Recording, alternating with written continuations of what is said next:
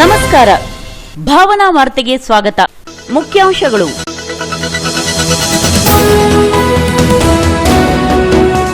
ಶಾಸಕ ಮಂಕಾಳ ವೈದ್ಯರವರಿಂದ ಇಲಾಖೆಯ ಹಲವು ಯೋಜನೆಗಳ ಹಕ್ಕುಪತ್ರ, ಕೈಗಾರಿಕಾ ಉಪಕರಣ ಫಲಾನುಭವಿಗಳಿಗೆ ವಿತರಣೆ. ಕರ್ನಾಟಕ ರಾಜ್ಯ ಪ್ರಾಥಮಿಕ ಶಾಲಾ ಶಿಕ್ಷಕರ ಸಂಘ ಶಾಖೆ ಹೊನ್ನಾವರ ಇವರ ಆಶ್ರಯದಲ್ಲಿ ಮಹಿಳಾ ದಿನಾಚರಣೆ.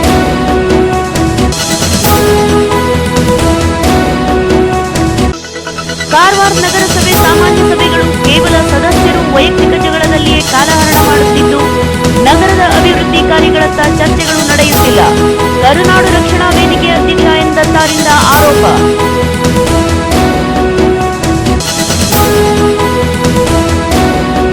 ಶ್ರೀ ನಾರಾಯಣ ಸಾಹಿತ್ಯಿಕ ಸಾಂಸ್ಕೃತಿಕ ಪ್ರತಿಷ್ಠಾನ ಹೊನ್ನಾವರ ಇದರ ಉದ್ಘಾಟನೆ ಹಾಗೂ ಡಾ. ಸುರೇಶ್ ಎನ್ ನಾಯ್ಕ್ ಅವರ 3 ಕೃತಿ ಬಿಡುಗಡೆ.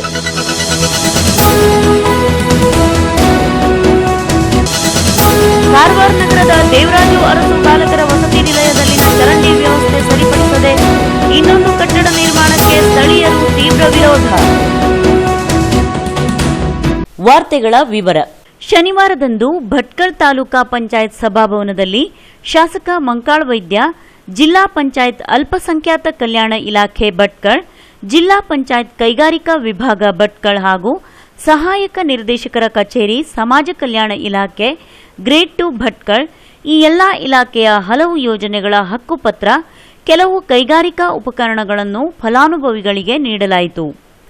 ಹಲವು ಇಲಾಖಾ ಯೋಜನೆಗಳ ಫಲಾನುಭವಿಗಳಿಗೆ ಹಕ್ಕುಪತ್ರ ವಿತರಣೆಯ ಬಳಿಕ ತಾಲೂಕಾ ಪಂಚಾಯತ್ ಸಭಾಭವನದಲ್ಲಿ ಮಾತನಾಡಿದ ಶಾಸಕ ಮಂಕಾಳ ಎಸ್ ವೈದ್ಯ, ಯಾವುದೇ ಗುರಿಗೆ ಕಟ್ಟಿಬಿದ್ದು ಕೆಲಸ ಮಾಡುವ ಶಾಸಕನಾಗದೆ ಜನರ ನಿರೀಕ್ಷೆಗೂ ಮೀರಿ ಕೆಲಸ ಕಾಮಗಾರಿಯನ್ನು ಮಾಡುವ ಶಾಸಕನಾಗಿದ್ದೇನೆ. ಜನರ ನಿರೀಕ್ಷೆ 100% ಇದ್ದರೆ ಶಾಸಕನಾಗಿ ನಾನು 120% ಕೆಲಸ ನಿರ್ವಹಿಸಿ ಅವರಿಗೆ ಬೇಕಾದ ಅನುಕೂಲವನ್ನು ಮಾಡಿಕೊಡುವಂತಹದ್ದಾಗಿದೆ. ತಾಲೂಕಿನಲ್ಲಿ ಬಡವರು ಹಾಗೂ ಮಧ್ಯಮ ವರ್ಗದಲ್ಲಿ ಜೀವನ ಸಾಗಿಸುವ ಜನರಿದ್ದು ಅವರಿಗೆ ಅನುಕೂಲಕರ ರೀತಿಯಲ್ಲಿ ಕೆಲಸ ಮಾಡಿದರೆ ಸಾರ್ಥಕತೆ ಸಿಗುವಂತದ್ದು. ಜಿಲ್ಲಾ ಪಂಚಾಯತ್ ಹಾಗೂ ತಾಲೂಕಾ ಪಂಚಾಯತ್ಗಳಿಂದ ಹಲವಾರು ಯೋಜನೆಗಳ ಫಲಾನುಭವಿಗಳಿಗೆ ಯೋಜನೆಯ ಹಕ್ಕುಪತ್ರ ಸೇರಿದಂತೆ ಕೆಲವು ವಿದ್ಯಾರ್ಥಿಗಳಿಗೆ ಪ್ರೋತ್ಸಾಹ ಧನವನ್ನು ನೀಡಲಾಗಿದೆ ಎಂದರು.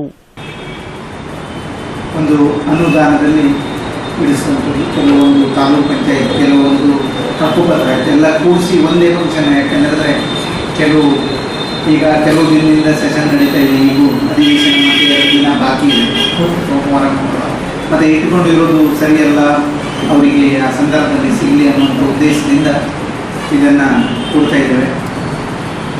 ಎಲ್ಲರಿಗೂ ಕೊಡಲಿಕ್ಕೆ ಸಾಧ್ಯ ಆಗುವುದಿಲ್ಲ. ಯಾಕೆಂದರೆ ಒಂದು ತಾಲೂಕಿಗೆ 8 ಹುಡುಗಿ ಮಿಷನ್ ಬಂದಿದೆ, ಅದು 8 ಜನಕ್ಕೆ ಕೊಡಲಿಕ್ಕೆ ಆಗ್ತದೆ. ಯಾಕೆ ಲಿಮಿಟ್ ಇದೆ.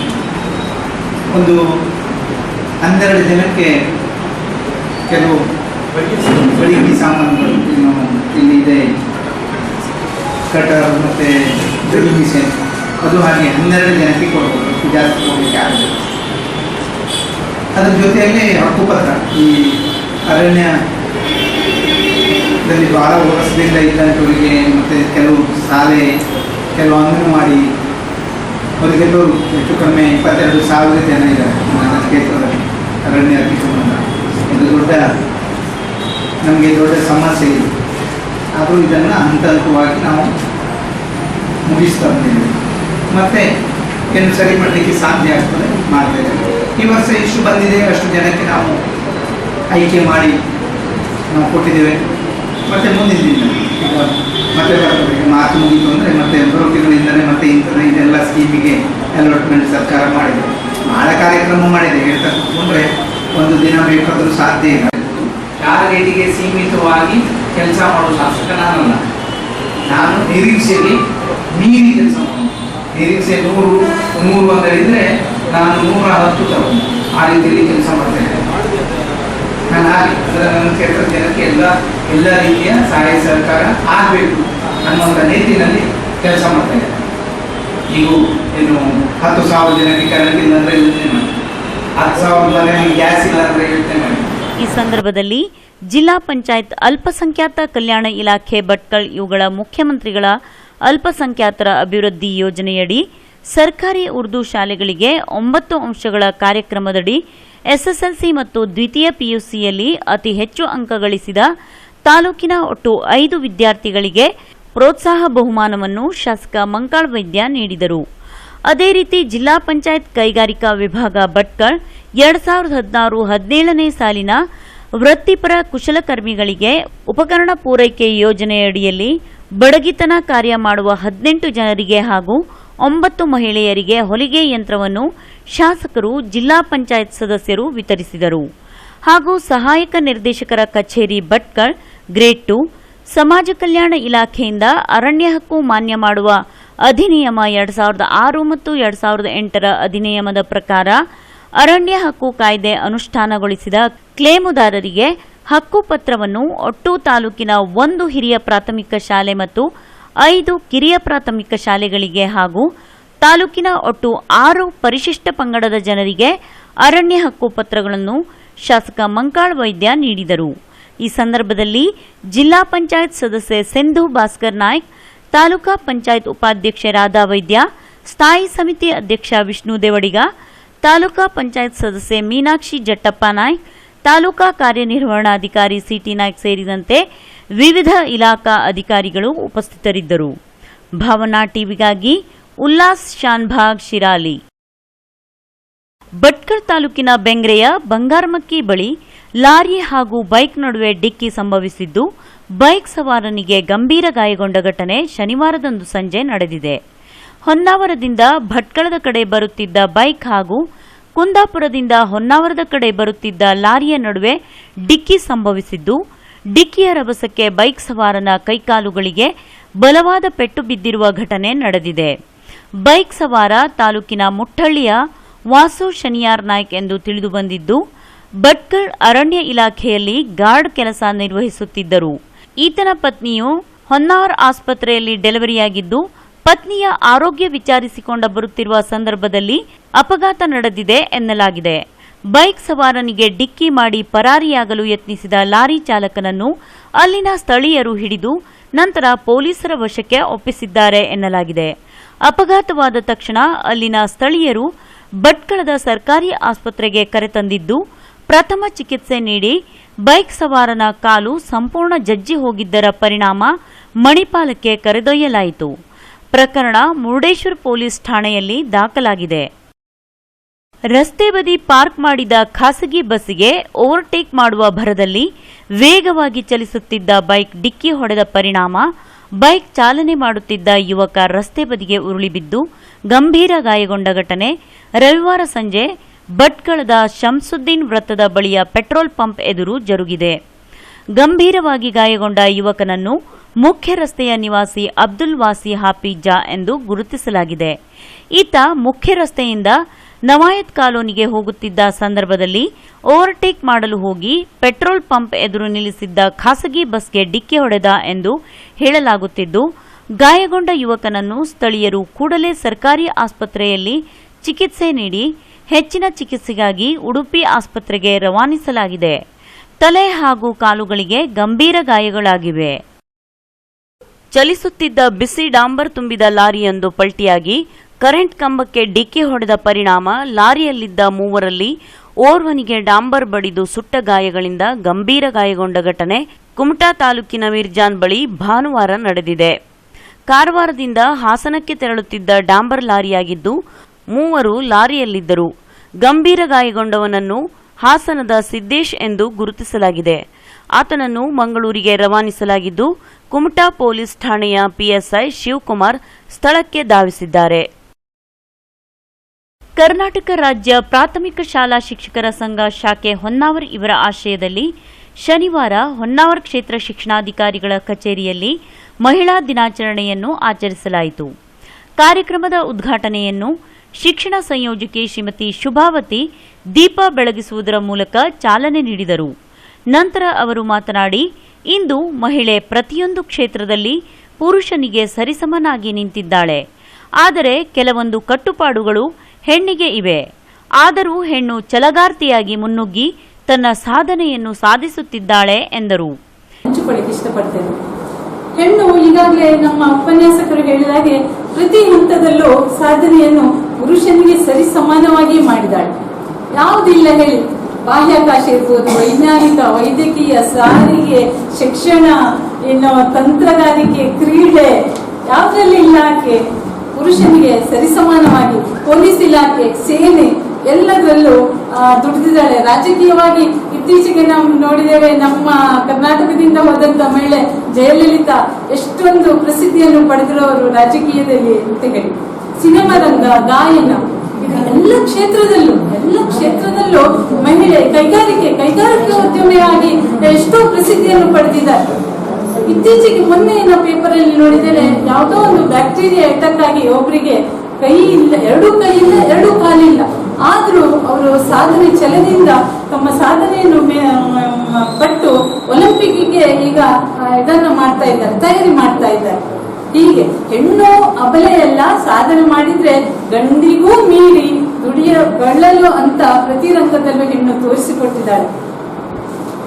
ಆದರೆ ಕೆಲವೊಂದು ಕಟ್ಟುಪಾಡುಗಳು ಹೆಣ್ಣಿಗಿರ್ತದೆ. ಉದಾಹರಣೆಗೆ ಆಕೆಯ ಧರ್ಮ ಇರ್ಬೋದು, ಆಕೆಯ ಉಡುಪು, ಅಂದ್ರೆ ಕೆಲವು ಧರ್ಮದವರು ಇಂಥದೇ ಉಡುಪು ಹೆಣ್ಣಿಗೆ ಇರ್ಬೇಕು ಅಂತ ಒಂದು ಕಟ್ಟುಪಾಡನ್ನು ಹಾಕಿರ್ತಾರೆ. ಅದು ಅನಂತರ ಲಿಂಗ ಭೇದ ಅಂತ ಹೇಳ್ತಾರೆ. ಇದರಿಂದ ಏನಾಗ್ತಾಳೆ ಅಂತ ಹೇಳಿದ್ರೆ ಎಲ್ಲಾ ಕ್ಷೇತ್ರದಲ್ಲೂ ಮುನ್ನುಗ್ಲಿಕ್ಕೆ ಅವಳಿಗೆ ಸ್ವಲ್ಪ ಹಿಂಜರಿಕೆ ಆಗ್ತದೆ. ಆದರೂ ಕೂಡ ಛಲಗಾತಿಯಾದ ಹೆಣ್ಣು, ಉದಾಹರಣೆಗೆ ಸಾನಿಯಾ ಮಿರ್ಜಾ ಇರ್ಬೋದು, ಇನ್ನಿತರ ಮುಸ್ಲಿಂ ಅಥವಾ ಕ್ರಿಶ್ಚಿಯನ್ ಬಾಂಧವ ಹೆಣ್ಣು ಮಕ್ಕಳು ಇರ್ಬೋದು, ಅವರು ಅದನ್ನೆಲ್ಲ ಒಂದು ಕಡೆ ಬದಿಗಿಟ್ಟು ಆ ಕ್ಷೇತ್ರದಲ್ಲಿ ಸಾಧನೆಯನ್ನು ಮಾಡಿದ್ದಾರೆ. ಮತ್ತೆ ಅದನ್ನು ಅವರು ಆ ಧರ್ಮದ ಪರವಾಗಿ ಅವರ ಮನೆಯಲ್ಲಿ ಅವರ ಧಾರ್ಮಿಕ ವಿಧಿವಿಧಾನಗಳನ್ನು ಅವರು ಮಾಡ್ತಾರೆ. ಈ ಸಂದರ್ಭದಲ್ಲಿ ಶಿಕ್ಷಣ ಕ್ಷೇತ್ರದಲ್ಲಿ ಸಾಧನೆ ಮಾಡಿದ ಶಿಕ್ಷಕಿಯರಾದ ಶ್ರೀಮತಿ ರಾಜೇಶ್ವರಿ ಹೆಗಡೆ, ಸುಧಾ ಭಂಡಾರಿ ಮತ್ತು ಭಾಗೀರಥಿ ಹೆಗಡೆ ಇವರನ್ನು ಸನ್ಮಾನಿಸಲಾಯಿತು. ಮುಖ್ಯ ಅತಿಥಿಗಳಾಗಿ ಆಗಮಿಸಿದ ಕ್ಷೇತ್ರ ಶಿಕ್ಷಣಾಧಿಕಾರಿಗಳಾದ ಜಿಎಸ್ ಭಟ್ ಮಾತನಾಡಿ, ಹೆಣ್ಣಿಗೆ ದೊರೆಯಬೇಕಾದ ಸೌಲಭ್ಯ ಮತ್ತು ರಕ್ಷಣೆಯ ಕುರಿತು ಮಾತನಾಡಿ, ಇಂದಿನ ಯುಗದಲ್ಲಿ ಒಂದು ಸಮೀಕ್ಷೆಯ ಪ್ರಕಾರ ಹೆಣ್ಣಿಗೆ ಹೆಣ್ಣಿನಿಂದಲೇ ದೌರ್ಜನ್ಯವಾಗುತ್ತದೆ ಎಂದರು. ಆತ್ಮಪೂರ್ವಕವಾಗಿ ಹೇಳಿ, ಇಲ್ಲಿರುವಂತಹ ಸಹೋದರಿ, ಹೆಣ್ಣಿಗೆ ಯಾರಿಗೂ ದೌರ್ಜನ್ಯ ಆಗ್ತದೆ? ಆತ್ಮಪೂರ್ವಕವಾಗಿ ನೀವೇ ಹೇಳಿ. ಆತ್ಮಪೂರ್ವಕವಾಗಿ ಹೆಣ್ಣಿಗೆ ದೌರ್ಜನ್ಯ ವಿಶೇಷ ಮಾಡೋರು ಯಾರು? ಯಾವುದಾದ್ರು ಪುರುಷರಿಂದ ಒಂದು ರಿಸರ್ಚ್ ಪ್ರಕಾರ ಪುರುಷರಿಂದ ಬರೀ 20% ಎಲ್ಲ ದೌರ್ಜನ್ಯ ಆಗುದಿಲ್ಲ. ಇವತ್ತು ಒಂದು ಆಸ್ಪತ್ರೆಗೆ ಹೋಗಿ ಮಗು ಹುಟ್ಟೋದು ಯಾವುದಂತ ಕೇಳಿ, ಆವಾಗ ಗೊತ್ತಾಗ್ತದೆ. ತಾಯಿಯ ಮುಖದ ಒಂದು ಇದ್ರೆ ಗೊತ್ತಾಗ್ತದೆ, ಅತ್ತೆಯ ಮುಖದ ಇದ್ರಲ್ಲೇ ಗೊತ್ತಾಗ್ತದೆ. ಹೌದು. ಆದ್ರೆ ಮಾವಂದರಾಗ್ರಿ ಅಥವಾ ಗಂಡಂದರಾಗ್ರಿ ಅಷ್ಟು ಬೇಜಾರು ಮಾಡ್ಕೊಳ್ಳೋದಿಲ್ಲ. ಬೇಜಾರು ಮಾಡ್ಕೊಳ್ಳೋರು ಯಾರು? ಇದು ತಾವೆಲ್ಲ, ನಾನು ಈ ಒಂದು ಮಾತು ಯಾಕೆ ಹೇಳ್ತಾ ಇದ್ದೇನೆ ಅಂದ್ರೆ, ಪ್ರತಿಯೊಂದು ಹೆಂಗಸು, ಪ್ರತಿಯೊಂದು ಹೆಣ್ಮಕ್ಳು ಕೂಡ ತುಂಬಾ ಯೋಚನೆ ಮಾಡಬೇಕು. ದೌರ್ಜನ್ಯ ದೇವರನ್ನೇ ನಾನು ಹೇಳ್ತೇನೆ, ಗಂಡ್ಮಕ್ಳಿಗಿಂತ ಆಗೋದು ಹೆಚ್ಚು ದೌರ್ಜನ್ಯ ಹೆಂಗಸರಿಂದ ಆಗ್ತದೆ. ಹೆಂಗಸರು ಮೇನ್ ಕಣ್ಣೀರು ಇರ್ತಾರೆ ಅಂತಂದ್ರೆ ಇನ್ನೊಂದು ಹೆಂಗಸಿದ್ದೇ ಇರ್ತಾರೆ. ಹೋಗ್ತೀರಿ ಇದನ್ನ? ಇದು ಆತ್ಮಾವಲೋಕನಕ್ಕೆ ನಾನು ಹೇಳಿದಂತ ವಿಚಾರ. ದಯಮಾಡಿ ನೀವೆಲ್ಲ ವಿಚಾರ ಮಾಡಿ ಅಂತ ಮಾತನ್ನ ಈ ಸಂದರ್ಭದಲ್ಲಿ ಹೇಳಿ, ಬಹುಶಃ ನನ್ನ ತಾಲೂಕಿನ ಮಟ್ಟಿಗೆ ಹೇಳ್ತೇನೆ, ತುಂಬಾ ಒಳ್ಳೆಯ ಶಿಕ್ಷಕಿಯರಿದ್ದಾರೆ. ಅವರಿಗೆಲ್ಲ ರೀತಿಯಿಂದಲೂ ನಮ್ಮ ನಮ್ಮ ಟೀಮ್ ಇದೆ, ಆ ಟೀಮು ಬಹಳ ಪ್ರೀತಿಯಿಂದ, ಗೌರವದಿಂದ, ಒಂದು ಸದ್ಭಾವನೆಯಿಂದ ಒಳ್ಳೆ ರೀತಿಯಿಂದ ಹೋಗ್ತದೆ ಹೇಳುವಂತಹ ಒಂದು ವಿಶ್ವಾಸ ಉಂಟು. ಪ್ರತಿಭೆಯನ್ನು ಗೌರವಿಸೋಣ, ಯಾರು ಒಳ್ಳೆ ಸಾಧನೆ ಮಾಡಿದ್ರು ಅವರಿಗೆ ಒಂದು ಗೌರವವನ್ನು ಕೊಡೋಣ ಅಂತ ಈ ಸಂದರ್ಭದಲ್ಲಿ ಹೇಳಿ. ಶಿಕ್ಷಕಿ ಶ್ರೀಮತಿ ಶಾರದಾ ಶರ್ಮಾ ಉಪನ್ಯಾಸ ನೀಡಿದರು. ಸಾಧನೆಯನ್ನ ಮಾಡಿದ್ದೇವೆ. ಇದಕ್ಕೆ ಕೇವಲ ಮಹಿಳೆಯ ಬಳೆ ಕಾರಣ ಅಲ್ಲ.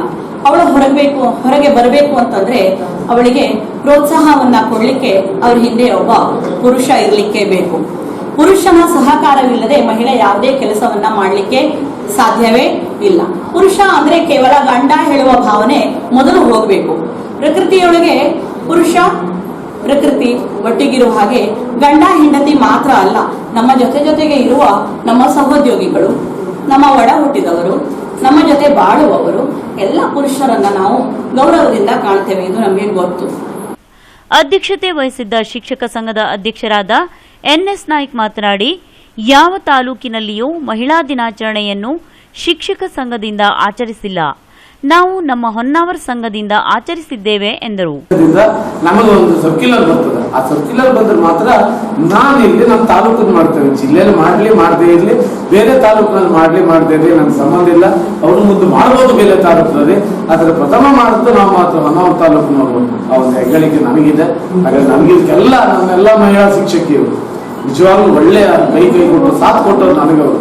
ಇದರಲ್ಲಿ ನನ್ನ ಪಾತ್ರ ಏನಿಲ್ಲ. ವೇದಿಕೆಯಲ್ಲಿ ಎಸ್ಎನ್ ಗೌಡ, ಜ್ಯೋತಿ ಹೆಬ್ಬಾರ್, ಚಂದ್ರಕಲಾ ನಾಯಕ್, ಶ್ರೀಮತಿ ನಾಯಕ್, ದಾಕ್ಷಾಯಿಣಿ ದೊಡ್ಮನೆ ಉಪಸ್ಥಿತರಿದ್ದರು. ಸುನಂದಾ ಭಟ್ ಪ್ರಾರ್ಥಿಸಿದರೆ, ಸುರೇಖಾ ನಾಯ್ಕ್ ಸ್ವಾಗತಿಸಿದರು. ಕಲ್ಪನಾ ಹೆಗಡೆ ನಿರೂಪಿಸಿದರು. ಸಾಧನಾ ಬರ್ಗಿ ವಂದಿಸಿದರು. ಕಾರವಾರ ನಗರದ ದೇವರಾಜು ಅರಸು ಬಾಲಕರ ವಸತಿ ನಿಲಯದಲ್ಲಿನ ಚರಂಡಿ ವ್ಯವಸ್ಥೆ ಸರಿಪಡಿಸದೆ ಇನ್ನೊಂದು ಕಟ್ಟಡ ನಿರ್ಮಾಣಕ್ಕೆ ಸ್ಥಳೀಯರು ತೀವ್ರ ವಿರೋಧ ವ್ಯಕ್ತಪಡಿಸಿದ್ದು, ಇದರಿಂದ ಶಂಕುಸ್ಥಾಪನೆಗೆಂದು ಬಂದಿದ್ದ ಶಾಸಕ ಸತೀಶ್ ಸೈಲ್ ವಾಪಸ್ ಆದ ಘಟನೆ ಶನಿವಾರ ನಡೆದಿದೆ. ಕುರ್ಸಾವಾಡದ ವಿಜಯನಗರದಲ್ಲಿನ ಬಾಲಕರ ವಸತಿ ನಿಲಯದ ಬಳಿ ಸುಮಾರು 1 ಕೋಟಿ ರೂಪಾಯಿ ವೆಚ್ಚದಲ್ಲಿ ಸಭಾಭವನ ನಿರ್ಮಾಣಕ್ಕೆ ಸರ್ಕಾರಿ ಮಂಜೂರಿ ನೀಡಿದೆ. ಅದರಂತೆ ನಿರ್ಮಿತಿ ಕೇಂದ್ರದ ಅಧಿಕಾರಿಗಳು ಹಾಗೂ ಬಿಸಿಎಂ ವಸತಿ ನಿಲಯದ ಅಧಿಕಾರಿಗಳು ಶನಿವಾರ ಬೆಳಿಗ್ಗೆ ವಿದ್ಯಾರ್ಥಿ ನಿಲಯದ ಬಳಿ ಶಂಕುಸ್ಥಾಪನೆ ಕಾರ್ಯಕ್ರಮವನ್ನು ಇಟ್ಟುಕೊಂಡಿದ್ದರು. ಆದರೆ ಶಾಸಕ ಸತೀಶ್ ಸೈಲ್ ಬರುತ್ತಿದ್ದಂತೆ ಶಂಕುಸ್ಥಾಪನೆಗೆ ವಿರೋಧ ವ್ಯಕ್ತಪಡಿಸಿದ ಜನರು ಮೊದಲು ವಿದ್ಯಾರ್ಥಿ ನಿಲಯದಲ್ಲಿನ ಚರಂಡಿ ವ್ಯವಸ್ಥೆ ಸರಿಪಡಿಸಿ ಬಳಿಕ ಇನ್ನೊಂದು ಕಟ್ಟಡ ನಿರ್ಮಾಣ ಮಾಡುವಂತೆ ಪಟ್ಟು ಹಿಡಿದರು. ಕಳೆದ ಸುಮಾರು 1 ವರ್ಷದ ಹಿಂದೆ ಆರಂಭಿಸಿರುವ ಈ ವಸತಿ ನಿಲಯದ ಚರಂಡಿ ವ್ಯವಸ್ಥೆಯಿಂದ ಸ್ಥಳೀಯರು ತೀವ್ರ ತೊಂದರೆ ಅನುಭವಿಸುವಂತಾಗಿದೆ. ಇಲ್ಲಿಂದ ಮಲಿನ ನೀರನ್ನು ನೇರವಾಗಿ ಚರಂಡಿಗೆ ಬಿಡಲಾಗುತ್ತಿದ್ದು, ಇದರಿಂದ ಸ್ಥಳೀಯವಾಗಿ ಮೂಗು ಬಿಟ್ಟು ನಿಲ್ಲಲು ಸಾಧ್ಯವಾಗುತ್ತಿಲ್ಲ. ಈ ಬಗ್ಗೆ ಸಂಬಂಧಪಟ್ಟ ಅಧಿಕಾರಿಗಳಿಗೆ, ನಗರಸಭೆ, ಜಿಲ್ಲಾಧಿಕಾರಿಗಳಿಗೆ ಹಲವು ಬಾರಿ ದೂರು ನೀಡಿದ್ದೇವೆ. ಆದರೂ ಪ್ರಯೋಜನವಾಗಿಲ್ಲ. ಆದರೆ ಇದೀಗ ಮತ್ತೊಂದು ಕಟ್ಟಡ ನಿರ್ಮಾಣ ಮಾಡಲು ಮುಂದಾಗಿದ್ದಾರೆ. ಇದಕ್ಕೆ ನಾವು ಅವಕಾಶ ನೀಡುವುದಿಲ್ಲ ಎಂದು ಸ್ಥಳೀಯರು ಪಟ್ಟು ಹಿಡಿದರು. ಇದು ನಗರಸಭೆ ಮಾಡಬೇಕಾದ ಕೆಲಸ, ಅವರು ಮಾಡಬೇಕು. ಅವರು ಮಾಡಿಲ್ಲ ಎಂದಾದರೆ ನಗರಸಭೆಯಲ್ಲಿ ಟರಾವ್ ಮಾಡಿ ಸಂಬಂಧಪಟ್ಟ ಅಧಿಕಾರಿಗಳ ವಿರುದ್ಧ ಕ್ರಮ ಕೈಗೊಳ್ಳಬೇಕು. ಆದರೆ ಈಗ ಶಂಕುಸ್ಥಾಪನೆಗೆ ಅಡ್ಡಿಪಡಿಸುವುದು ಸರಿಯಲ್ಲ ಎಂದರು. ಆದರೆ ಇದಕ್ಕೆ ಸ್ಥಳೀಯರು ತೀವ್ರ ವಿರೋಧ ವ್ಯಕ್ತಪಡಿಸಿದಾಗ ಶಾಸಕರು ಸ್ಥಳೀಯರೊಂದಿಗೆ ಕೊಂಕಣಿಯಲ್ಲಿಯೇ ಕೆಲಕಾಲ ವಾಗ್ವಾದ ನಡೆಸಿದರು. ನಾನು ಸಾಮಾನ್ಯ ಮನುಷ್ಯನೇ, ಇದು ನನ್ನ ಕೈಯಲ್ಲಿ ಇಲ್ಲ, ಅಲ್ಲದೆ ನನ್ನ ಗಮನಕ್ಕೂ ಬಂದಿಲ್ಲ ಎಂದು ಏರು ಧ್ವನಿಯಲ್ಲಿಯೇ ಉತ್ತರಿಸಿದರು. ವಾರ್ಡ್ನ ಸದಸ್ಯ ರತ್ನಾಕರ್ ನಾಯ್ಕ್ ಮಾತನಾಡಿ, ಸಮಸ್ಯೆಯ ಬಗ್ಗೆ ಎಲ್ಲ ಅಧಿಕಾರಿಗಳಿಗೂ ಹೇಳಿ ಮನವಿ ಮಾಡಿದ್ದೇವೆ. ಆದರೆ ಯಾರೂ ಕ್ರಮ ಕೈಗೊಂಡಿಲ್ಲ. ಆದ್ದರಿಂದ ಯಾವುದೇ ಕಾರಣಕ್ಕೂ ಸಮಸ್ಯೆ ಬಗೆಹರಿಯುವವರೆಗೆ ಮತ್ತೊಂದು ಕಟ್ಟಡ ನಿರ್ಮಾಣ ಮಾಡಲು ಮುಂದಾಗಬಾರದು. ಸಮಸ್ಯೆಯಿಂದ ಸ್ಥಳೀಯರಿಗೆ, ವಿದ್ಯಾರ್ಥಿಗಳಿಗೆ ತೀವ್ರ ತೊಂದರೆಯಾಗಿದ್ದು, ಆರೋಗ್ಯದ ಮೇಲೆ ಪರಿಣಾಮ ಬೀರುವ ಆತಂಕ ಎದುರಾಗಿದೆ. ಆದ್ದರಿಂದ ಕೂಡಲೇ ಸಂಬಂಧಪಟ್ಟ ಅಧಿಕಾರಿಗಳಿಗೆ ಸಮಸ್ಯೆ ಬಗೆಹರಿಸಲು ಸೂಚಿಸಬೇಕು ಎಂದು ಒತ್ತಾಯಿಸಿದರು.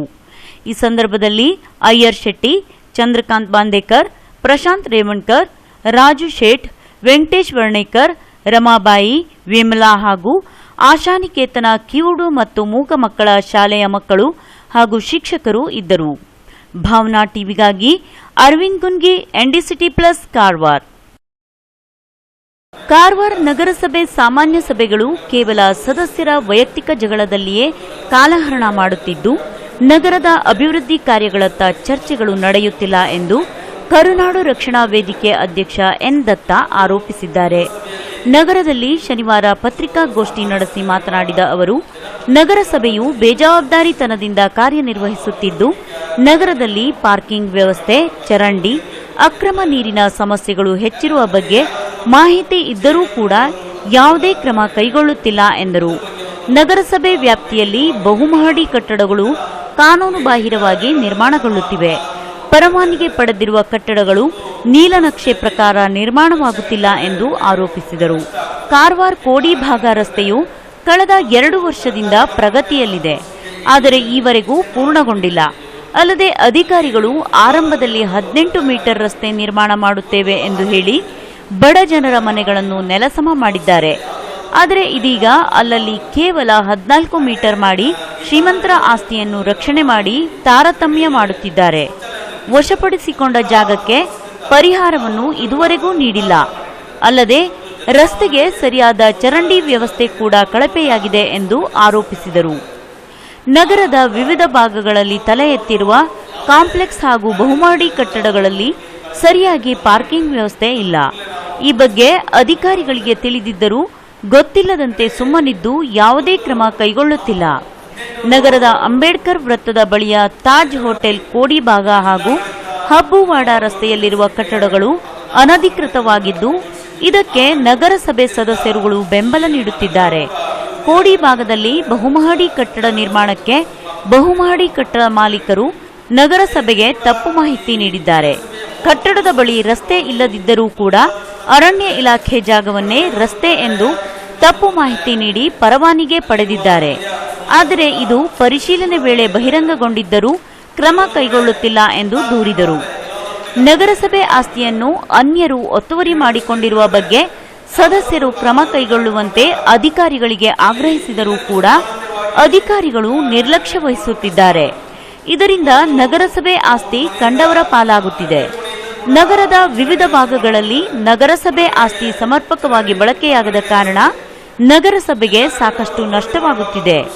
ಇಲ್ಲಿನ ಗೀತಾಂಜಲಿ ಚಿತ್ರಮಂದಿರದ ಬಳಿ ಇರುವ ಶೌಚಾಲಯಕ್ಕೆ ಬೀಗ ಹಾಕಿದ್ದರಿಂದ ಯಾರೂ ಬಳಕೆ ಮಾಡಲು ಸಾಧ್ಯವಾಗುತ್ತಿಲ್ಲ. ಅಲ್ಲದೆ ನಗರದೆಲ್ಲೆಡೆ ಯುಜಿಡಿ ಸಮಸ್ಯೆ ಮಿತಿ ಮೀರಿದ್ದು ಅಧಿಕಾರಿಗಳು ಪ್ರತಿ ವರ್ಷ ದುರಸ್ತಿಗಾಗಿ ಹಣ ಹಾಕುತ್ತಿದ್ದು ಅದು ಪ್ರಯೋಜನಕ್ಕೆ ಬಾರದಂತಾಗಿದೆ ಎಂದು ಆರೋಪಿಸಿದರು.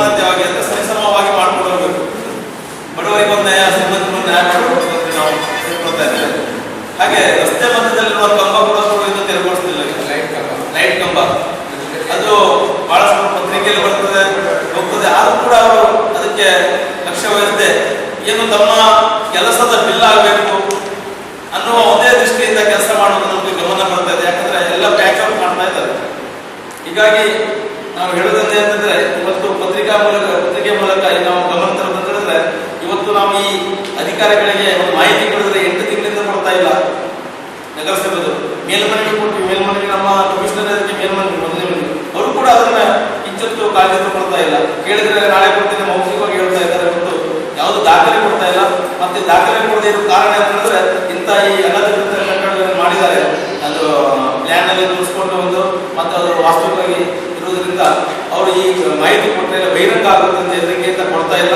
ಹೀಗಾಗಿ ನಾವು ಈ ಪತ್ರಿಕೆ ಮೂಲಕ ನಾವು ಈ ಬಹಿರಂಗ ಪತ್ರಿಕಾಗೋಷ್ಠಿ ಮಾಡಿದ್ದೇವೆ. ಈ ಸಂದರ್ಭದಲ್ಲಿ ದೀಪಕ್ ಕುಡಾಳ್ಕರ್, ಆನಂದು ಮಡಿವಾಳ್, ಮದನ್ ಗುನ್ಗಿ, ಗುರುದಾಸ್ ನಾಯ್ಕ್, ಸತೀಶ್ ನಾಯ್ಕ್ ಇದ್ದರು. ಶ್ರೀ ನಾರಾಯಣ ಸಾಹಿತ್ಯಿಕ ಸಾಂಸ್ಕೃತಿಕ ಪ್ರತಿಷ್ಠಾನ ಹೊನ್ನಾವರ್ ಇದರ ಉದ್ಘಾಟನೆ ಹಾಗೂ ಡಾಕ್ಟರ್ ಸುರೇಶ್ ಎನ್ ನಾಯ್ಕ್ ರವರ 3 ಕೃತಿ ಬಿಡುಗಡೆ ಕಾರ್ಯಕ್ರಮ ಹೊನ್ನಾವರದ ಸೋಷಿಯಲ್ ಕ್ಲಬ್ನಲ್ಲಿ ರವಿವಾರ ನಡೆಯಿತು. ಕಾರ್ಯಕ್ರಮವನ್ನು ಹಿರಿಯ ಸಾಹಿತಿ, ವಿಶ್ರಾಂತ ಪ್ರಾಧ್ಯಾಪಕರಾದ ಡಾಕ್ಟರ್ ಸೈಯದ್ ಜಮೀರುಲ್ಲಾ ಶರೀಫ್ ದೀಪ ಬೆಳಗಿಸುವುದರೊಂದಿಗೆ ಉದ್ಘಾಟಿಸಿದರು.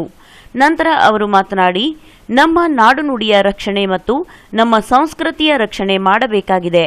ಅಲ್ಲದೆ ಸಾಹಿತ್ಯ ಮತ್ತು ಸಂಸ್ಕೃತಿಯ ಸಂಸ್ಕಾರ ಮಾಡಬೇಕಾಗಿದೆ.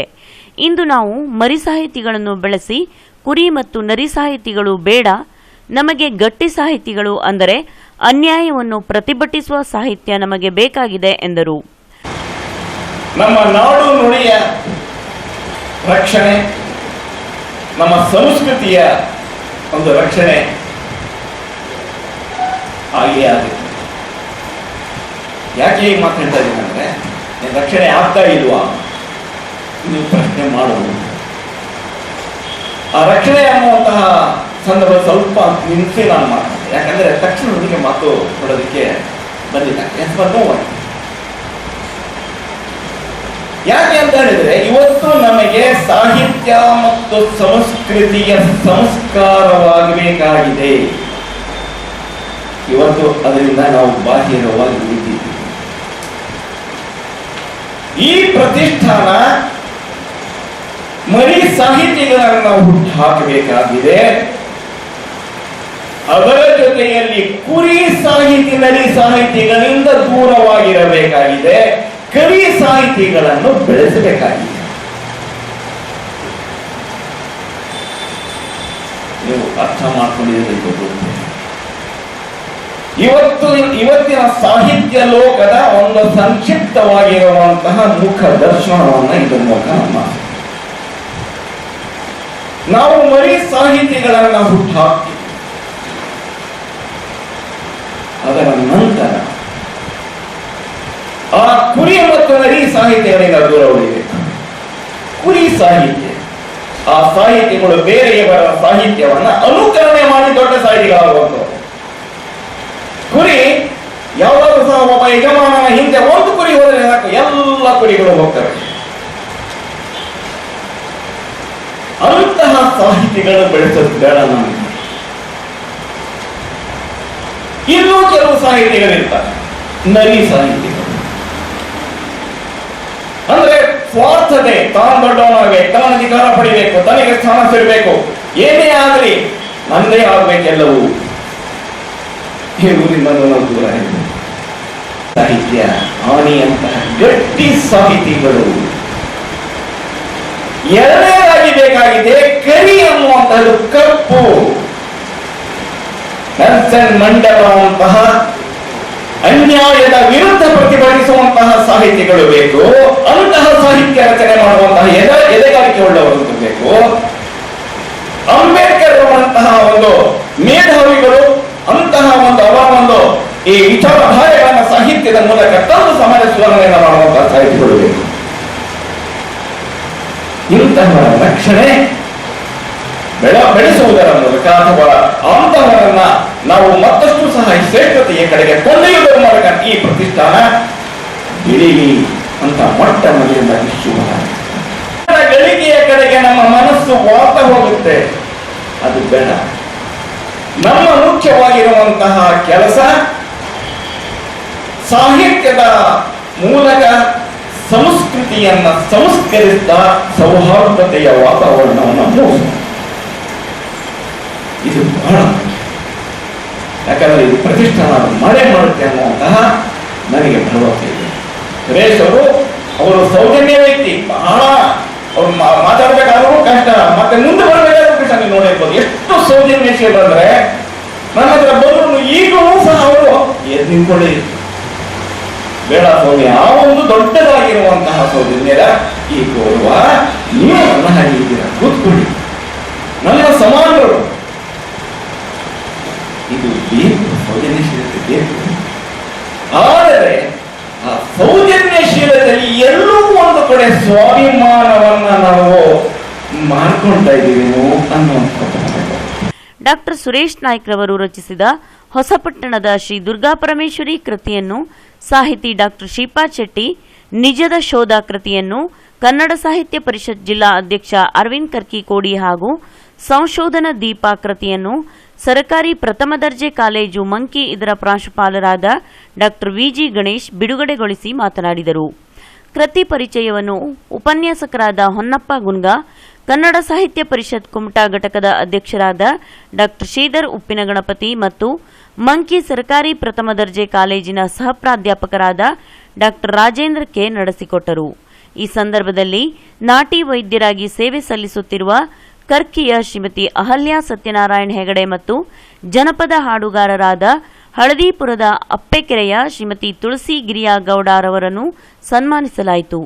ಸನ್ಮಾನ ಸ್ವೀಕರಿಸಿ ಶ್ರೀಮತಿ ಅಹಲ್ಯ ಸತ್ಯನಾರಾಯಣ ಹೆಗಡೆ ಶುಭ ಕೋರಿದರೆ ಶ್ರೀಮತಿ ತುಳಸಿ ಗಿರಿಯಾ ಗೌಡ ಜಾನಪದ ಹಾಡು ಹಾಡಿದರು.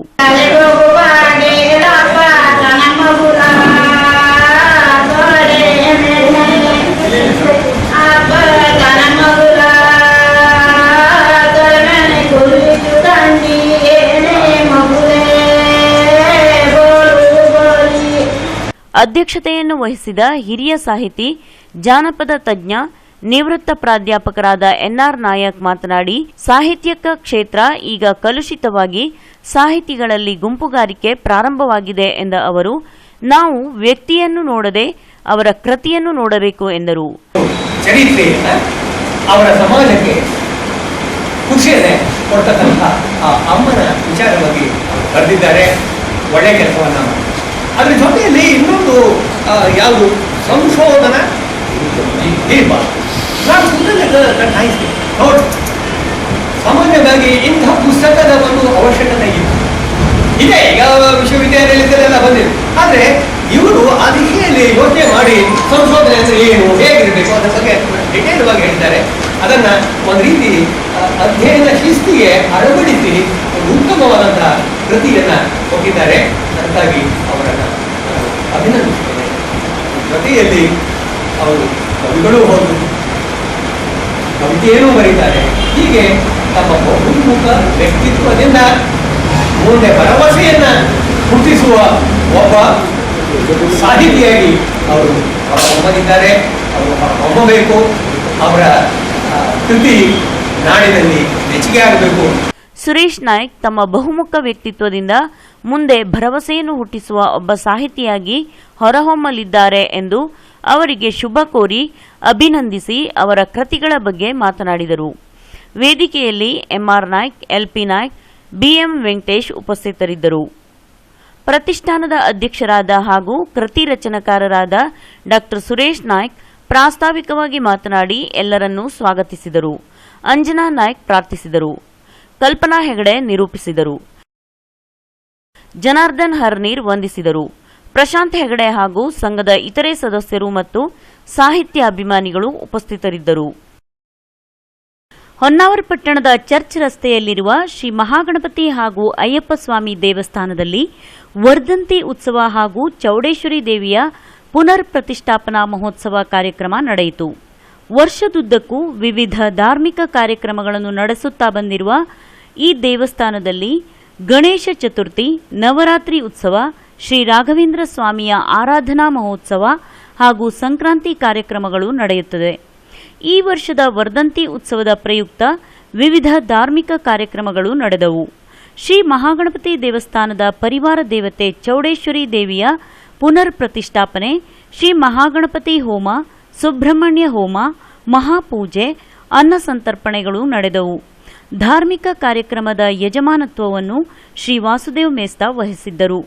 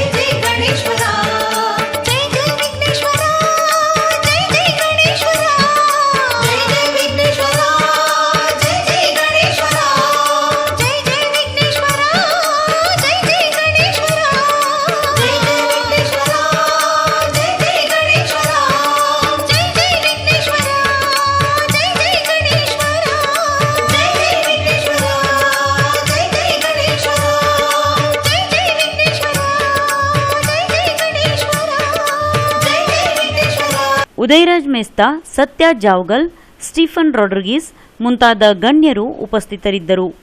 ಉದ್ಯಮಿ ಯಶೋಧರ್ ನಾಯ್ಕ್ ಪ್ರಾಯೋಜಕತ್ವದಲ್ಲಿ ಮೋಹನ್ ನಾಯ್ಕ್ ಕೂಜಳ್ಳಿ ಕುಮಟಾದವರ ಯಕ್ಷಗಾನ ಮಂಡಳಿಯ ಮೀನಾಕ್ಷಿ ಕಲ್ಯಾಣ ಪ್ರದರ್ಶನಗೊಂಡಿತು.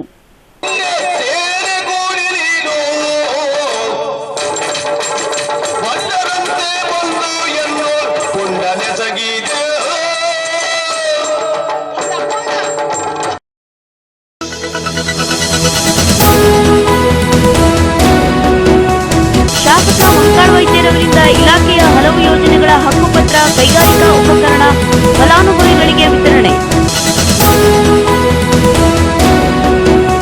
ಕರ್ನಾಟಕ ರಾಜ್ಯ ಪ್ರಾಥಮಿಕ ಶಾಲಾ ಶಿಕ್ಷಕರ ಸಂಘ ಶಾಖೆ ಹೊನ್ನಾವರ್ ಇವರ ಆಶ್ರಯದಲ್ಲಿ ಮಹಿಳಾ ದಿನಾಚರಣೆ.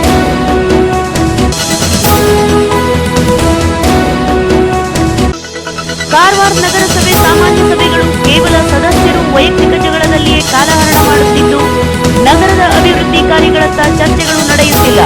ಕರುನಾಡು ರಕ್ಷಣಾ ವೇದಿಕೆ ಅಧ್ಯಕ್ಷ ಎನ್ ದತ್ತಾರಿಂದ ಆರೋಪ.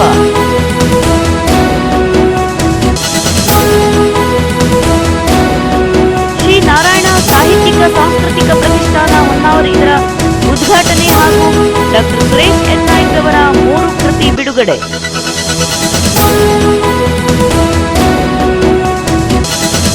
ಕಾರವಾರ ನಗರದ ದೇವರಾಜು ಅರಸು ಬಾಲಕರ ವಸತಿ ನಿಲಯದಲ್ಲಿನ ಚರಂಡಿ ವ್ಯವಸ್ಥೆ ಸರಿಪಡಿಸದೆ ಇನ್ನೊಂದು ಕಟ್ಟಡ ನಿರ್ಮಾಣಕ್ಕೆ ಸ್ಥಳೀಯರು ತೀವ್ರ ವಿರೋಧ. ನಿರಂತರ ರಂಜನೆ, ನಿಮ್ಮೂರಿನ ಸುದ್ದಿ ಮನೆ. ನೋಡ್ತಾ ಇರಿ ಭಾವನಾ ಟಿವಿ, ಇದು ನಿಮ್ಮ ವಾಹಿನಿ. ಇಲ್ಲಿಗೆ ಭಾವನಾ ವಾರ್ತೆ ಮುಕ್ತಾಯವಾಯಿತು. ಮತ್ತೆ ಭಾವನಾ ವಾರ್ತೆಯೊಂದಿಗೆ ಭೇಟಿಯಾಗೋಣ. ಅಲ್ಲಿಯವರೆಗೂ ನಮಸ್ಕಾರ.